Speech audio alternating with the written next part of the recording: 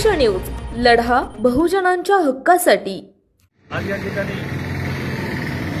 विधानसभा मतदारसंघातील कार्यकर्त्यांनी उमेदवारांच्या सोबत एक बैठक घेतलेली।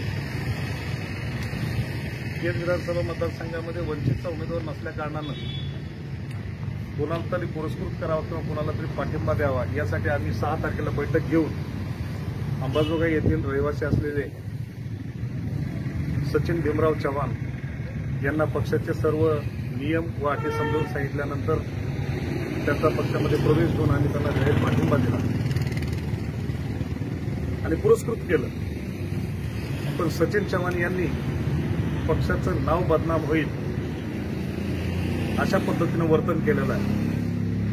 सचिन चव्हाण हे वंचित बहुजन आघाडीचे पुरस्कृत उमेदवार असताना ते भाजपचे प्रस्थापित लोक यांच्या संपर्कामध्ये आहेत। त्यांच्याकडून त्यांनी पक्षनिधी म्हणून काही पैसेही जमा केले। ही गोष्ट पक्षाला बदनामकारक आहे। या सर्व गोष्टीची मी वरिष्ठांना कल्पना दिली आणि वरिष्ठांना विनंती केली की या उमेदवारामुळे आपलं नाव खराब होतं, तर या उमेदवाराचा पाठिंबा आपण काढून घ्यावा। पक्ष या गोष्टीवर निर्णय तर घेईलच, पण या मतदारसंघातले पदाधिकारी म्हणून आमचंही काही कर्तव्य आहे। यासाठी आज आम्ही सचिन भीमराव यांच्या तोंडाला काळं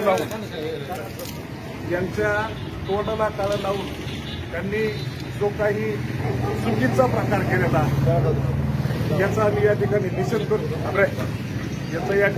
निषेध करतो। याचं तोंड बघा।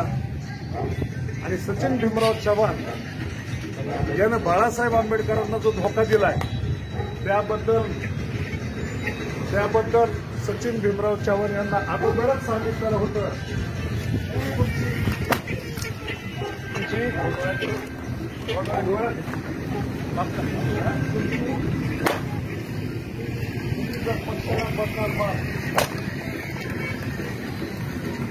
बाळासाहेबांचा बदनाम तो आम्हाला बाळासाहेबांचा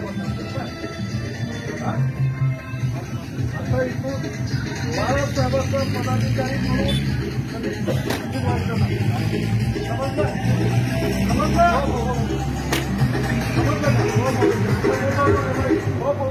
बाळासाहेबांना जर तुझा धोका दिला तुला काय केलं जाईल असं बोललो होतो। काय बोललो होतो सांग। काय बोललो होतो? हो नाही बोललो काय होतं असं तू त्याला मान्यता दिली होती। सांग लवकर। पुढे माफी माग सगळ्यांची माफी मागतो।